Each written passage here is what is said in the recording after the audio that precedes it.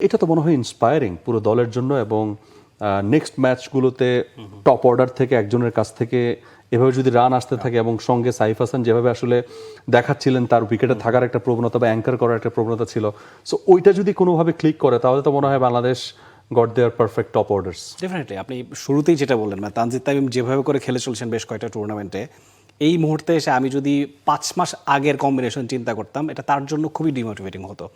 হ্যাঁ, হয়তোবা থার্ড ওডিআইতে তাকে সুযোগ দেওয়া যেত যদি আপনি ওইভাবে প্ল্যান করেন, সাফল করে করে ব্যাটারদেরকে সুযোগ দেওয়া, যেটা কিনা বেশ কয়েকটা সিরিজ আমরা দেখেছি। আমার কাছে কেন জানি এটাকে খুব একটা ইফেক্টিভ সলিউশন মনে হয় না। বসুন্ধরা টিস্যু, অশুদ্ধতার বিরুদ্ধে এক বিন্দুও ছাড় নয়। আপনি খেলছেন তো পাকিস্তানের এগেনস্টে, এখানে আপনার এক্সপেরিমেন্টের সুযোগ নেই। আপনার বিশ্বকাপের কথা চিন্তা করলে টপ 8-এ থাকতে হলে you have to play your best 11। সেখানে আপনি নিশ্চয়ই ছন্দে আছে এমন একজনকে খেলাবেন। সৌম্য সরকার, তার রিদমে ফেরাটা খুবই জরুরি। তিনি বল হাতে বিসিএলে ভালো করেছেন, বিপিএল একটা দুটো ইনিংস ভালো করেছেন, কিন্তু ধারাবাহিকতা না থাকলে আপনি এই জমানায় এসে আপনি আর আসলে একেবারে অটো চয়েস বনে যেতে পারবেন না। Same thing happen to Naim Sheikh as well. Naim Sheikh as well, absolutely. তিনি ডোমেস্টিকে he is doing really good. True. He is being the top run getter. Last যেটা বিসিএল হলো ওডিআই ফরম্যাটে, সেখানে তিনি টপ রান গেটার হলেন, টুর্নামেন্ট সেরা হলেন। বাট আলটিমেটলি যখন তিনি ইন্টারন্যাশনালের সুযোগ পেলেন, মানে সেই জায়গাতে এসে তিনি খেয়ে হারিয়ে ফেলছেন। সো আলটিমেটলি আপনাকে ডেলিভার তো করতে হবে ইন্টারন্যাশনাল মঞ্চে। Absolutely. সেই জায়গা থেকে Tanzid Tamim doing far better. তারপর হয়তোবা আপনি সেখানে রেসে এই দুজনকে রাখতে পারেন, দুজন থেকে যে সবচেয়ে বেশি স্ট্যাবিলিটি দেখাবে, কখনো অফ ফর্ম থাকলে তারা সুইচ করতে পারে। বাট সেই সুইচিংয়েও কিন্তু মানে আমার কাছে মনে হয় না যে খুব বেশি কনফিডেন্স তারা দিচ্ছেন। Soumya, Naim Sheikh, Soumya last West Indies এগেনস্টে ভালো করেছেন, কিন্তু খুব বেশি কনফিডেন্স যে পাওয়া যে না তারা উইকেটে আসা মানে প্রতিপক্ষ চাপে থাকবে, বাংলাদেশ রান পাবে, তারা কনস্ট্যান্টলি রান করবে, এই মানে ফেইটটুকু কাজ করছে না। আপনি চিন্তা করুন, মানে সৌম্য সরকার যদি আজকে সুযোগ পেতেন, ধরেন আজকে তিনি রান করতে পারলেন না, সেকেন্ড ম্যাচে তিনি আবার ফেল করলেন, কিন্তু তিনি হয়তো বা এমন একটা লেসন এখান থেকে নিয়েছেন, থার্ড ম্যাচে হয়তো বা তার কাছ থেকে আপনি একটা সেঞ্চুরি পেতে পারতেন।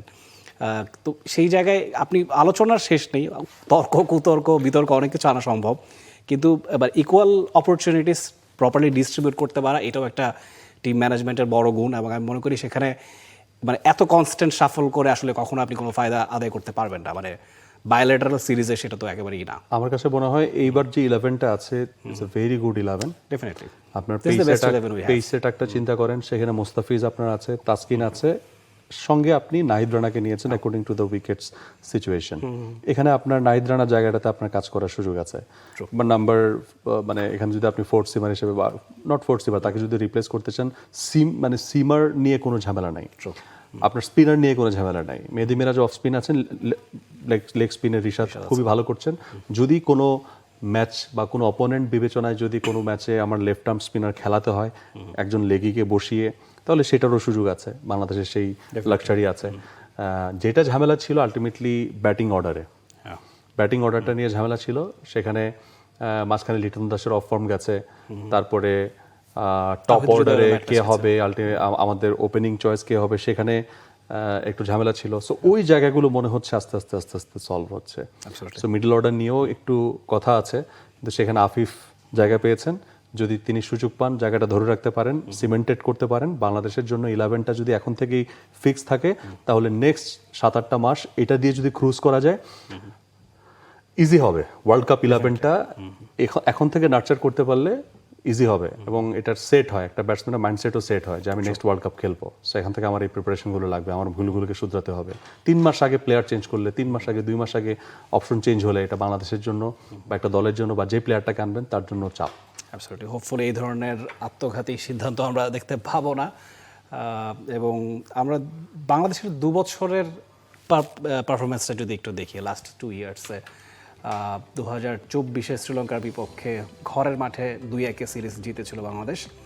24 আফগানিস্তানের সঙ্গে আবার 2-1 হারতে হয়েছিল, অ্যাওয়ে সিরিজ ছিল সেটা। ওয়েস্ট ইন্ডিজের বিপক্ষে অ্যাওয়েতে 3-0 আমরা হেরেছিলাম।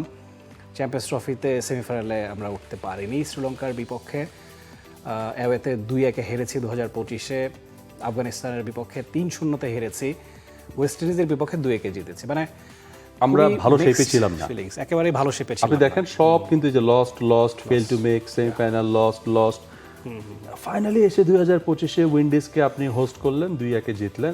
তার আগে 24-এ শ্রীলঙ্কাকে হোস্ট করে আপনি জিতেছিলেন। 24 ভুলে যান। আপনি লাস্ট যে সিরিজ কভার করেছিলেন তারপর থেকে বাংলাদেশ হারতে শুরু করেছে। সো তারপর থেকে টানা লস্ট এন্ড ফাইনালি বাংলাদেশ আবারও কিন্তু একটা রিদম খুঁজবে। মাঝখানে 5 মাসের একটা বিরতি ছিল, সেই বিরতির পর বাংলাদেশ আবারও ওয়ার্ল্ড কাপকে সামনে রেখে বাংলাদেশের প্রস্তুতি, এবং সেখানে Pakistan they are the first opponent and Bangladesh are doing really good and started very nicely. So we want this form to be continued for next 6 or 7 months and this sort of domination as well, কারণ domination যত থাকবে প্লেয়াররা তত বেশি confident থাকবে। For more updates, subscribe to our YouTube channel and click on the bell icon. Follow us on Facebook and Instagram. Download T-Sports app to enjoy exciting games and highlights. Visit tsports.com.